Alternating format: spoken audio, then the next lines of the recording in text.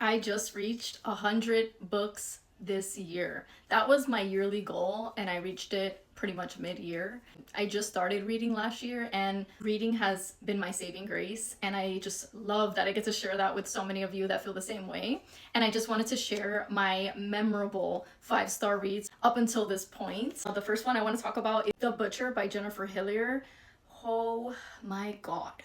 I love Jennifer Hillier. She is an auto-buy author. I love Jar of Hearts, and this book did not disappoint. It was so dark, and I loved it. It was so good. And if you have been hesitant, I mean, check your triggers, but it's amazing. The next book is Love Mom by Ileana Zander, and she is an indie author.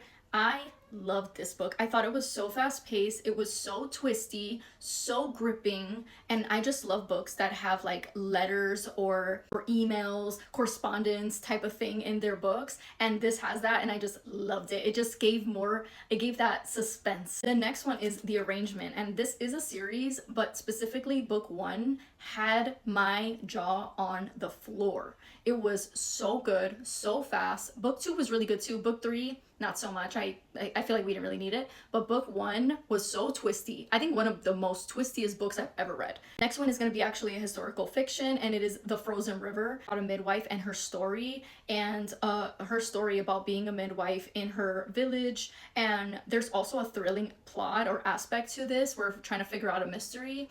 This is so good, and it was so empowering as a woman to read this. So yes, I love this. Next one is Bury Our Bones in the Midnight Soil by V.E. Schwab.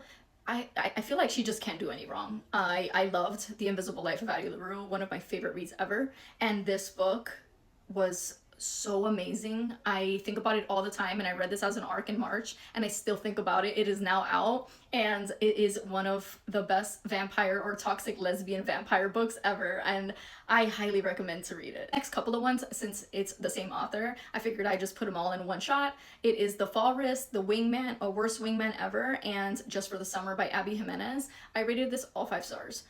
This year I just started reading Abby Jimenez, and I understand. Now I get it. Now I get it. I love her. I love all her books.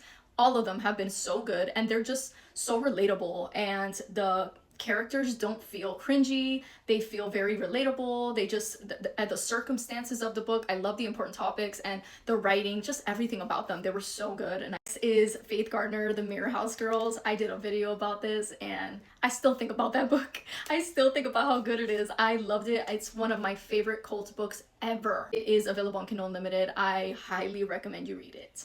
Broken Country, I just read this last month, and oh my gosh, so gut-wrenching, so full of love. It reminded me so much of The Notebook, the movie. Really great read, and the plot was not only just romance, they did have a little thrilling aspect as well, and I really like that. It keeps it interesting, and this was just really good. One I do also have a full review on. I was raving about this book, and so many of my friends have read it, and they also said how amazing it is, and it is Mind Games by Nora Roberts.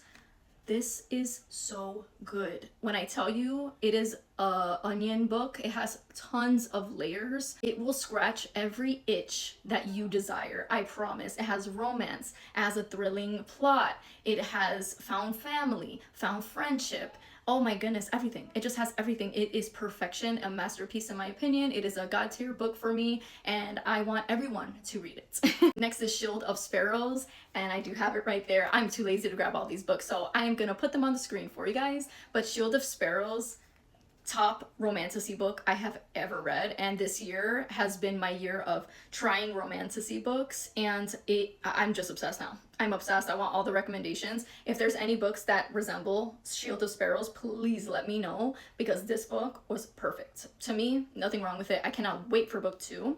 And then as for my next one was Silver Elites. Now, this one was a lower 5-star, but I still think about it all the time, and I really can't wait for the next book because I really want to continue the series because I loved how this ended. And I really enjoyed it, and I know there's a lot of controversy, but I had a fun time with it. I don't dig too deep when it comes to books that help me get out of my head, so I really enjoyed that one as well. Another romantasy that I read this year was A Fate Inked in Blood.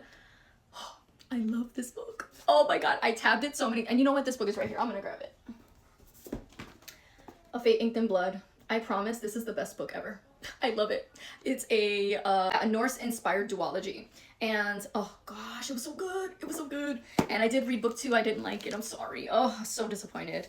The Night Swim by Megan Golden. Oh my god. This is one of my favorite podcast element books I've ever read.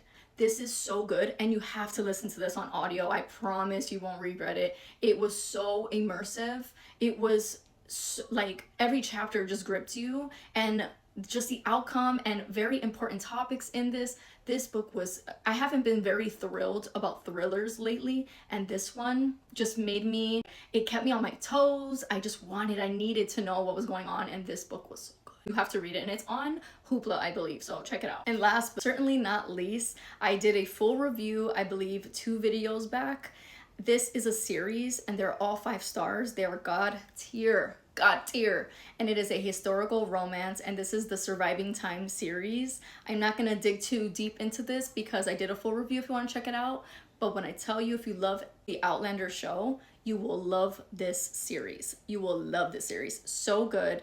And those books are my most memorable 5-star books that I have read this year. Let me know some of yours. I can't wait to see what else the year brings.